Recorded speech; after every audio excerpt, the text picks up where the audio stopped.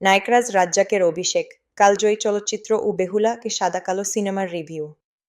শুভ সন্ধ্যা বন্ধুরা, আপনাদের সবাইকে স্বাগত জানাই আমাদের আজকের বিশেষ পর্বে।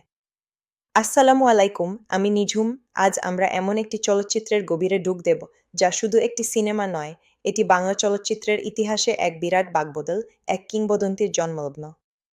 বলছি নায়করাজ রাজ্জাকের প্রথম সিনেমা কালজয়ী সৃষ্টি বেহুলা ঘির কথা। ছবির পরিচিতি, পরিচালক, শিল্পী ও মুক্তির সাল। ছবির নাম বেহুলা। মুক্তির সাল 1966।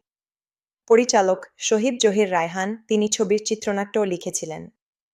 অভিনয়ে এই ছবি থেকেই আমাদের চলচ্চিত্রের মহিরুহ নায়করাজ রাজ্জাক প্রধান নায়ক লখিন্দর হিসেবে আত্মপ্রকাশ করেন। তার বিপরীতে অভিনয় করেন মিষ্টি মেয়ে সুচন্দা, বেহুলা। এছাড়াও ছিলেন শক্তিমান অভিনেতা ফতেহ লোহানী, চাঁদ সওদাগর, সুমিতা দেবী, মনসা দেবী এবং আমজাদ হোসেন। গল্পের কাহিনী পৌরাণিক আখ্যানের আধুনিক রূপায়ণ। এই ছবির মূল গল্পটি বাংলার চিরায়ত মনসামঙ্গল কাব্যের বেহুলা লখিন্দরের উপাখ্যান থেকে নেওয়া। চাঁদ সওদাগর ছিলেন শিবভক্ত এবং তিনি সর্পদেবী মনসাকে পুজো করতেন না, যার ফলে মনসা রোষানলে পড়েন। অন্যদিকে চাঁদ সওদাগরের পুত্র লখিন্দরের সাথে মনসাভক্ত শাহী সওদাগরের কন্যা বেহুলার বিয়ে ঠিক হয়। মনসা অভিশাপ দেন যে বাসর রাতেই সাপের কামড়ে লখিন্দরের মৃত্যু হবে। কিন্তু বেহুলার অদম্য প্রেম ও প্রতিভক্তি ছিল এই গল্পের মূল সুর। ছবির শেষের বিশেষ কাহিনী নৌকা যাত্রা ও পরিণতি। মনসার অভিশাপে লখিন্দর মারা যাওয়ার পর বেহুলা স্বামীকে বাঁচানোর জন্য এক অবিশ্বাস্য পথ বেছে নেন। তিনি সদ্যমৃত লখিন্দরকে ভেলায় ভাসিয়ে দীর্ঘ অনিশ্চিত পথে যাত্রা শুরু করেন।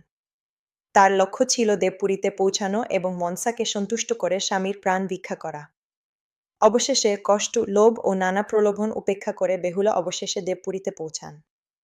তার অদম্য সাহস, প্রেম ও সতীত্বের কাছে হার মানতে বাধ্য হন দেবী মনসা।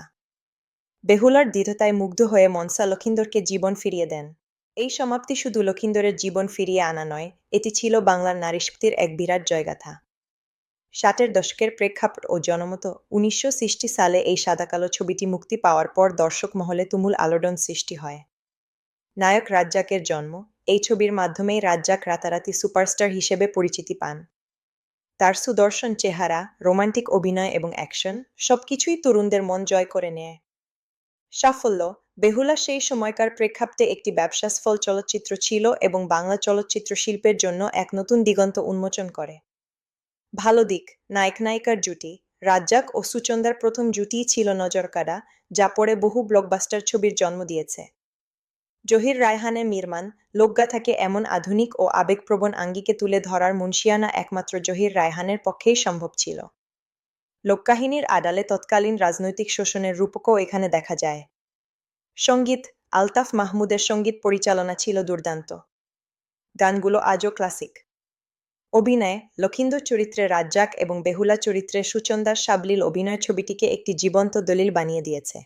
সমালোচনার দিক। সমালোচকদের মতে আধুনিক যুগে এসে গল্পের কিছু অংশ হয়তো কিছুটা অতিনাটকীয় মনে হতে পারে, যা পৌরাণিক গল্পের একটি স্বাভাবিক দিক। কিছু ক্ষেত্রে দেবদেবীর চরিত্রাঙ্কনে আরও গভীরতা আনা যেত বলে কেউ কেউ মনে করেন। কেন দেখবেন? বেহুলাক শুধুমাত্র একটি চলচ্চিত্র নয়, এটি বাঙালির সংস্কৃতি, প্রেম, প্রতিজ্ঞা এবং আত্মত্যাগের এক শাশ্বত দলিল। এটি সেই ছবি যা বাংলাদেশের চলচ্চিত্রের নায়করাজ রাজ্জাককে আমাদের উপহার দিয়েছে। আপনি যদি বাংলা চলচ্চিত্রের ইতিহাস ও রাজ্জাক সুচন্দা জুটির জাদু দেখতে চান, তবে এই ক্লাসিক ছবিটি আপনাকে মুগ্ধ করবেই। আপনাদের ভিডিওটি কেমন লাগলো তা আমাদের কমেন্ট করে জানাতে ভুলবেন না। আর হ্যাঁ, আপনারা কি রাজ্জাক বড়ি জুটির প্রথম ছবি নিয়ে রিভিউ দেখতে চান? কমেন্টে জানান। আজ এই পর্যন্তই, আবার দেখা হবে অন্য কোনো সিনেমার রিভিউ নিয়ে। ভালো থাকবেন, আল্লাহ হাফেজ।